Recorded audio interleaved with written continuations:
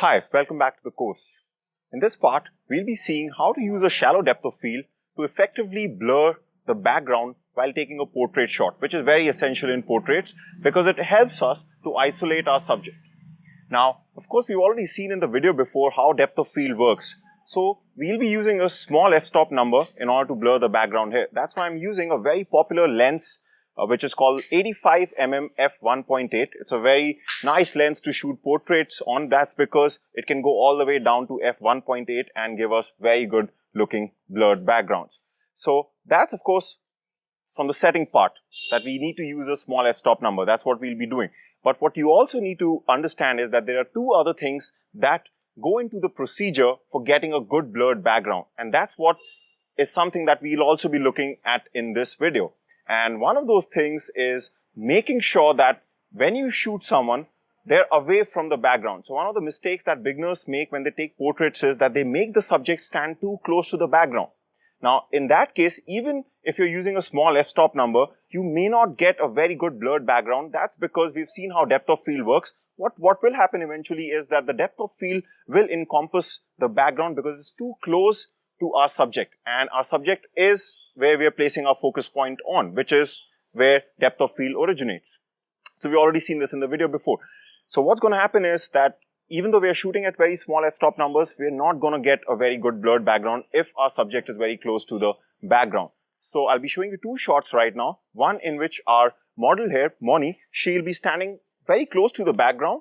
And in the second shot, we'll just move her away from the background and we'll be taking this shot. Now, both these shots will be shot at the same f-stop number, but what you will find is that in the shot in which she was away from the background, we get a much better looking blurred background than the one in which she was close to the background. Now here you can see that she's standing very close to the background. So let's see what happens when we take this shot. As far as the settings go, I'm using a shutter speed of 1/100 here to counter the camera shake.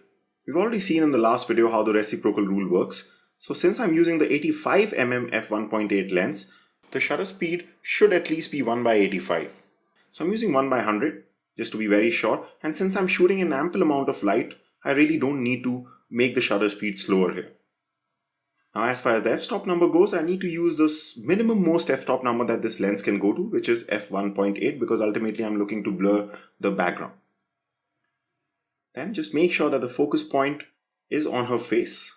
And then the third thing we need to see is where the light meter is pointing at. So right now, as you can see that slightly towards the negative side, so we can increase our ISO just a bit till it comes in the center. So you can see that when I go to ISO 320, it's in the center, and now we're all ready to take the shot.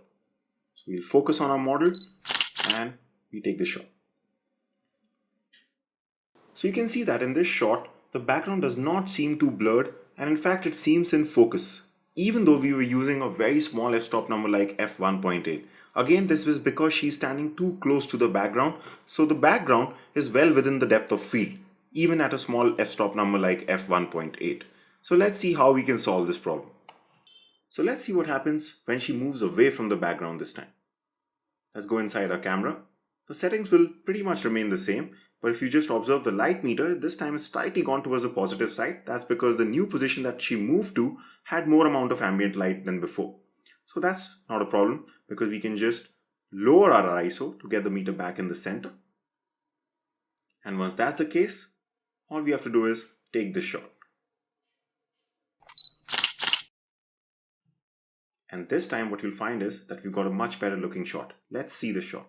So this time you can see that the background looks really out of focus as compared to the first shot. That's because she has moved away from the background, and the background therefore has gone away from the depth of field and hence looks more blurred or out of focus, which is isolating our subject in a much better way as compared to this shot, which was our first shot, where the background seemed in focus and does not really look good. So remember, make sure that your subject is away from the background to blur it more. Now, there's another point that you have to remember, which is something that we'll be discussing now. Now, the second thing to keep in mind, if you want a background that is really out of focus and blurred and which really isolates your subject very well, is to make sure that you go close to the subject when you take a shot. So in the first step, we learned that the distance between the background and the subject should be as much as possible if you want to blur the background. But what about the distance between the photographer and the subject? This time is the opposite. the closer or the lesser this distance is, that means the closer the photographer is to the subject, the more blurred the background will be. This is how optics work. So how can you come to know whether you've gone close to the subject or not? You can do so by noticing the space or the negative space around your subject. For example, here you can see that there is a lot of space on the left and right side of her. That means there is room to go closer to her. Now, we have three options when it comes to going close to the subject. One is you can physically walk close to the subject. Second is, if you're using a zoom lens, you can zoom in. Or the third option is that you can also ask your subject to move closer to the camera. Here we'll take the third option because this will solve two things for us. One is that our subject will become closer to us, and secondly, she'll move even further away from the background, which will increase the blur as we've already seen before. So let's ask her to come close to the camera. Now as she comes closer, you'll have to change your shooting style from landscape to portrait format to get her inside the frame fully. This is why when we're shooting portraits, we usually shoot in the portrait format so that we can fit our subject very well and there is not much of a space around her. So this time you can see that there is less of negative space around her. That means we have been able to go really close to her. So now if we take this shot using the same settings as before, you'll see that this shot looks much better than the previous two shots. So let's look at this shot when we expand it. So this time you can see that the background looks even more out of focus and our subject looks way more isolated than the previous shots. That's because not only is the background away from her this time, we're also following the second step this time, which is that we have managed to get close to her while shooting. And how can you come to know whether you've gone close to something? By looking at the space around them. This time you can see, if you observe, the space around her is very less as compared to the previous shots. That's why this particular principle is also referred very popularly in photography as filling the frame. So if you manage to fill the frame with the subject, that means your subject is dominating your frame and there's very less of space around your subject. That means you've managed to go close to the subject. That is why it's very important to fill the frame with the subject when you take a shot, especially when you're looking to isolate your subject and blur the background. So just once again, let's see all these three shots and see how changing different things helped us get better shots. This was the first shot that we took, and the mistake that we made here was that she was too close to the background.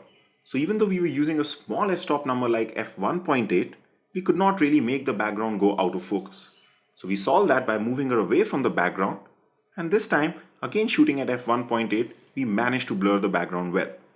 But in the third shot, we even improved this much more by filling the frame. That means we reduced the distance between the subject and the photographer, and that resulted in even a more out of focus and blurred background. And in this case, the isolation was even better than the last shot. That's great. So I hope that this exercise helped you to understand what are the different things that go into effectively blurring the background in your portraits or any other similar shot. So one is using a small f-stop number to get a shallow depth of field. Second is making sure that your subject is away from the background. And the third point is filling the frame. Once you perform all these three steps, you can take very good portraits in which your subject is very well isolated from the background. At this point, I want to congratulate you because you've finally completed learning all three settings inside the manual mode. You've done with ISO, you've done with shutter speed, and now we're finally done with aperture. Of course, from the sections that follow, things will get slightly more challenging because we'll finally start taking shots where all these three settings are used. So of course, I'll be seeing you in those videos. So right now, on behalf of Manisha, our model, and me, Kush Sharma, bye for now.